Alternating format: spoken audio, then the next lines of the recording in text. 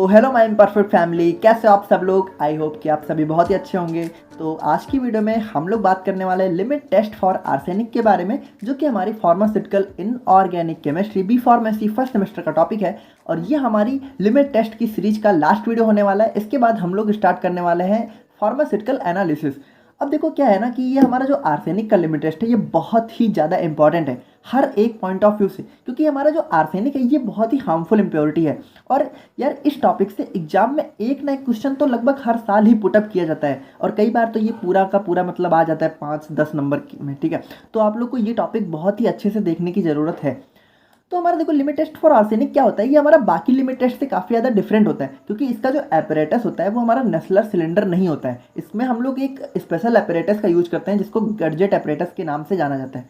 अब इसका तो जो प्रिंसिपल है वो प्रिंसिपल क्या कहता है कि जो हमारा आर्सेनिक का आर्सेनस स्टेट होता है ये हमारा रिड्यूस हो जाता है आर्सेन गैस में, और यही आर्सेन गैस हमारी मर्क्यूरिक क्लोराइड से रिएक्ट करके हमें येलो स्टेन देती है। और इसी येलो स्टेन से हम लोग स्टैंडर्ड और टेस्ट में कंपैरिजन करके पता लगाते हैं कि आर्सेनिक एक लिमिट में प्रेजेंट है या फिर नहीं है। अब इसकी रिएक्शन अगर हम लोग देखें तो ये हम लोग देख सकते हैं कि हमारा 2 मोल आर्सेन गैस या हमारा AsH3 आर्सेन गैस होता है। तो हमारे 2 मोल आर्सेन गैस के रिएक्ट कर रहे हैं HgCl2 यानी मर्क्यूरिक क्लोराइड से, और हमें दे रहे हैं HgAsH2 का होल ट्वाइस यानी कि मर्क्यूरिक आर्सेनाइड, जो कि हमारे येलो स्टेन के फॉर्म में प्रेजेंट होता है। अब देखो इसकी रिएक्शन यार बेसिकली इतनी सिंपल नहीं होती है, इसकी रिएक्शन 3-4 स्टेप में कंप्लीट होती है।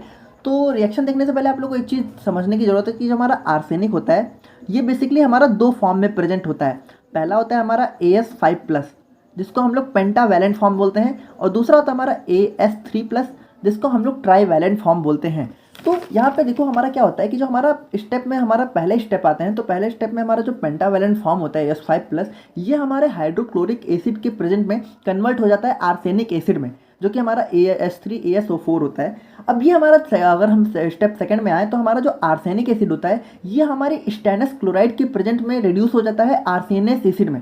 अब देखो रिडक्शन क्या होता है, रिडक्शन होता है कि ऑक्सीजन का रिमूवल या फिर हाइड्रोजन का एडिशन, या फिर दोनों चीज़ें हो रही हों। अब यहाँ पे आप लोग ध्यान से देखें तो आप लोग देख सकते हैं कि हमारा यहाँ पे यहाँ से यहाँ जाने में हमारा ऑक्सीजन रिड्यूस हो गया, यानी कि O4 से O3 हो गया, यानी एक ऑक्सीजन कम हो गया, और इसी को हम लोग बोलते हैं रिडक्शन। तो आई होप कि आप समझ गए होंगे। अब देखो स्टेप 3 में क्या होता है कि हमारा जो आर्सेनस है, अब अगर आप लोगों ने यहाँ पे ध्यान से देखें तो यही आर्सेनियस एसिड ही हमारा रिड्यूस होता है आर्सेन गैस में। तो ये हमारा जो आर्सेनस स्टेट है ये हमारा अब रिड्यूस होगा आर्सेन गैस में। तो ये कैसे रिड्यूस होता है, तो ये हमारा रिड्यूस होता है in the presence of zinc and hydrochloric acid. अब यहाँ पे आप लोग ध्यान से देखें तो यहाँ पे 3H2 भी है, तो ये 3H2 कहाँ से आया है, तो ये 3H2 हमारा यहीं से आया है। इसको हम लोग यहाँ पे देखें तो हमारा जो जिंक होता है वो हमारा जब 2 मोल हाइड्रोक्लोरिक एसिड से रिएक्ट करता है तो हमारा फॉर्म करता है जिंक क्लोराइड, और यहाँ पे H2 गैस रिलीज हो जाती है, और यही H2 हमारा यहाँ पे प्रेजेंट है। ठीक है, तो इस H2 को लेकर बिल्कुल भी कन्फ्यूजन लेने की ज़रूरत नहीं है, आप समझ गए होंगे कहाँ से है। और उसके बाद हमारा जब ये 3H2 और H3ASO3 जब हमारे आपस में रिएक्ट करते हैं तो ये हमारे फॉर्म करते हैं आर्सेन गैस, और 3 मोल वाटर के अलग हो जाते हैं। और उसके बाद हम लोग लास्ट स्टेप की बात करें जो हम लोगों ने यहाँ पे भी देखा था, तो उसके बाद क्या होता है कि हमारे 2 मोल आर्सेन गैस से रिएक्ट करते हैं हाइड्रोक्लोरिक एसिड से, मर्क्यूरिक क्लोराइड से HgCl2 से, और फॉर्मेशन करते हैं HgAsH2 का होल ट्वाइस, जो कि हमारा होता है मर्क्यूरिक आर्सेनाइड, और यही हमारे येलो स्टेन के फॉर्म में प्रेजेंट होता है, और 2 HCl हमारा रिमूव हो जाता है। देखो यार मुझे पता है कि इसकी जो रिएक्शन है वो थोड़ी सी कॉम्प्लिकेटेड है, बट देखो बिल्कुल भी आप लोग को टेंशन लेने की जरूरत नहीं है। आप लोग को सिर्फ इतना लिख के आना है, वो सारी चीज़ें बस मैंने आप लोग को इसलिए बता दी ताकि आप लोग को अंदर की चीज़ें पता हो कि कैसे क्या हो रहा है। अब देखो इसमें हमारे एपरेटस की बात करें तो एपरेटस इसका हमारा सबसे मोस्ट इंपॉर्टेंट पार्ट हमारा यही है कि एपरेटस से लेकर देखो इसमें बेसिकली कई बार तो डायरेक्ट यही क्वेश्चन पूछ लिया जाता है कि लिमिट टेस्ट ऑफ आर्सेनिक में कौन सा एपरेटस यूज होता है, उसका नाम पूछ लिया जाता है, उसका स्ट्रक्चर। तो बहुत ही ध्यान से देखना है आप लोग को, इसका एपरेटस थोड़ा सा मतलब काफ़ी कॉम्प्लिकेटेड कंस्ट्रक्शन होता है इसका।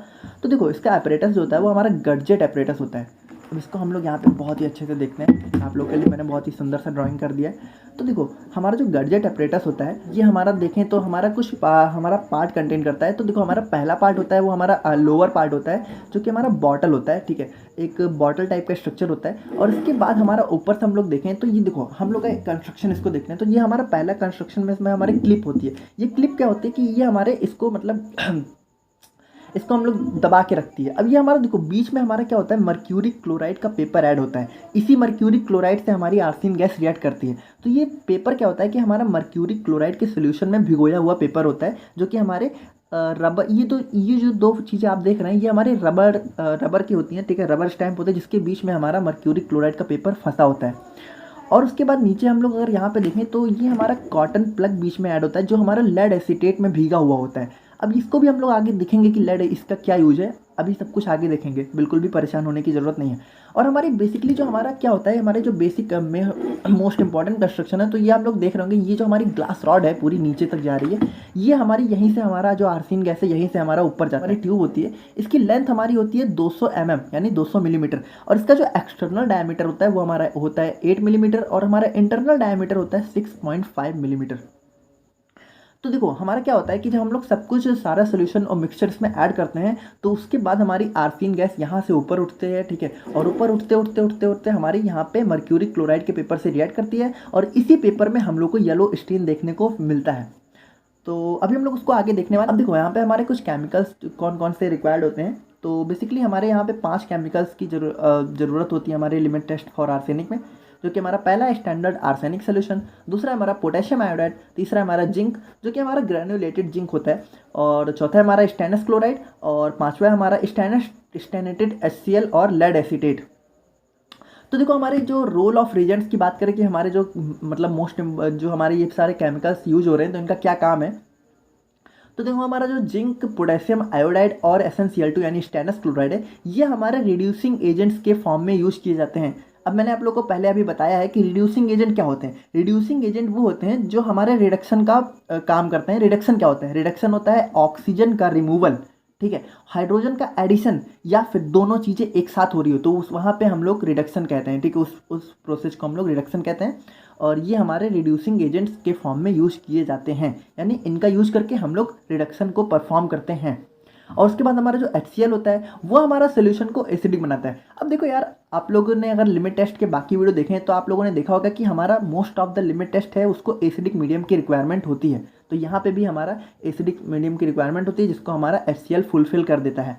और हमारा तीसरा होता है लेड एसीटेट। तो हम लोगों ने अभी देखा था कि हमारा जो कॉटन प्लग यहाँ पे लगा हुआ होता है, ये यहाँ पे कॉटन प्लग, तो इसी में हमारा लेड एसिड मतलब ये हमारा लेड एसीटेट में भीगा हुआ होता है। तो लेड एसीटेट का यूज क्या होता है, तो देखो इस कॉटन प्लग को हम लोग यूज करते हैं to trap any hydrogen sulphide if present. अब देखो हाइड्रोजन सल्फाइड क्या होता है कि जैसे हम लोग जब इतनी सारी चीज़ें उसमें मिक्स करते हैं तो कभी कभी हाइड्रोजन सल्फाइड का फॉर्मेशन हो जाता है। अब ये हाइड्रोजन सल्फाइड यार अगर यहाँ से ऊपर उठ के यहाँ पे मतलब मर्क्यूरी क्लोराइड के पेपर में पहुँच गया तो ये हमारा रिएक्शन मतलब कुछ गड़बड़ हो जाएगी ना, तो ये हमारा वहाँ तक ना पहुँच पाए, इसके लिए हम लोग यहाँ पे लेड एसीटेट में भीगा हुआ कॉटन प्लग का यूज करते हैं, जो कि हमारे हाइड्रोजन सल्फाइड को अगर कोई भी प्रेजेंट होती है तो उसको ट्रैप कर लेता है, यानी कि उसको पकड़ लेता है और आगे नहीं जाने देता है, जिससे हमारी रिएक्शन बहुत ही अच्छे से परफॉर्म होती है। अब देखो इसका हम लोग प्रोसीजर देख लेते हैं बहुत ही।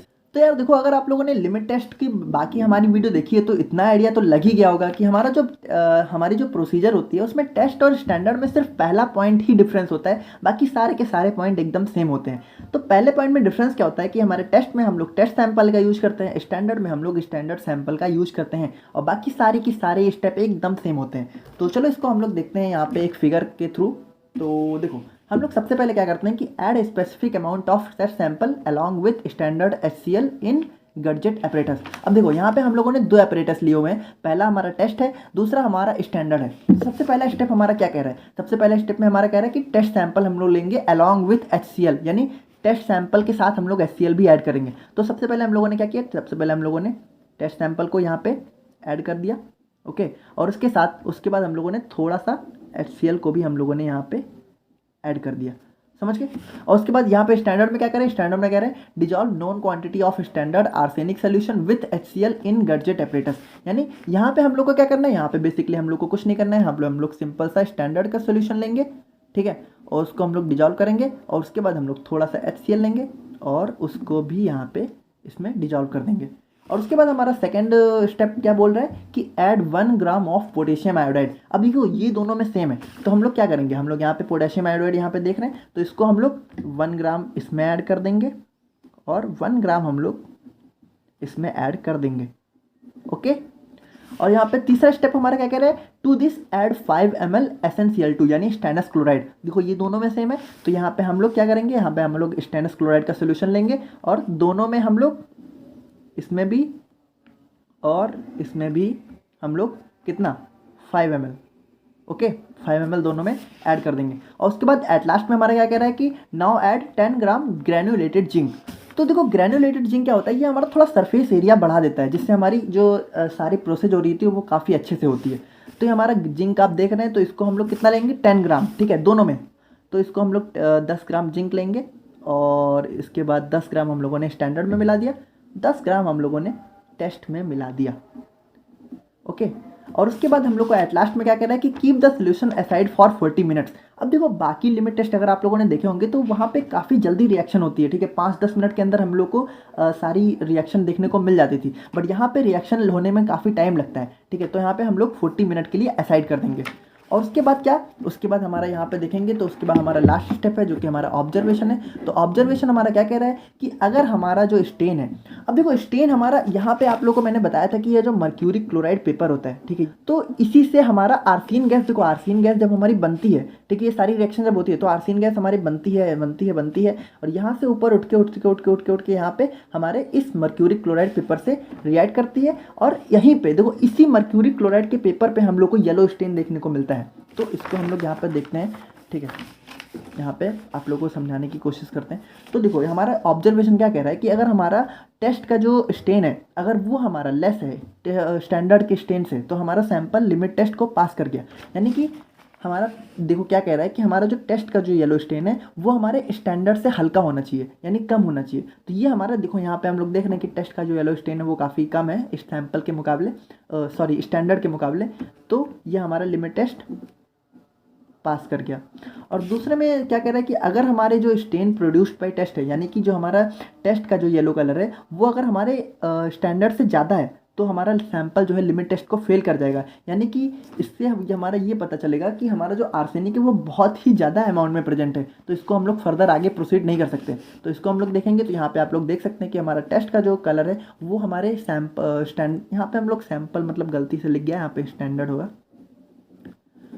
तो यहाँ पे आप लोग देख सकते हैं कि हमारा जो टेस्ट का जो येलो कलर है वो हमारे स्टैंडर्ड के मुकाबले काफ़ी ज़्यादा है, तो ये हमारा लिमिट टेस्ट फेल कर गया और इसको हम लोग आगे भेज नहीं सकते।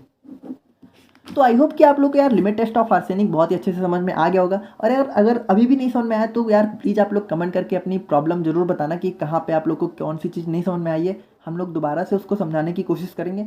और अपना फीडबैक भी देना यार कि क्या आप लोग को चीज़ें समझ में आ रही हैं कि नहीं आ रही हैं। और नोट्स का लिंक यार डिस्क्रिप्शन में मिल जाएगा। बाकी मिलते हैं नेक्स्ट वीडियो में। Thank you so much.